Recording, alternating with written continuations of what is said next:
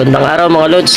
Kami nagtatanong, ba't daw ang ganda ng tunog ng video ko? Lalong lalo na yung microphone ko. Parang professional tunog. Ayan, mag-unboxing tayo mga lods.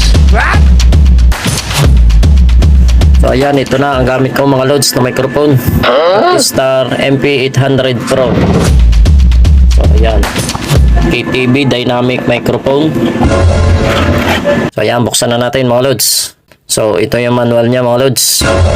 So kunin na natin agad yung ating microphone. So ayan, kulay gold. Wow! Kita nyo naman mga lods, quality agad. Pati sa switch, parang katulad siya ng TM950 ng Kevlar. So ayan, buksan natin yung voice coil kung malaki. So ayan, napakaganda ng voice coil. So ayan yung takip niya mga lods. Balik lang natin.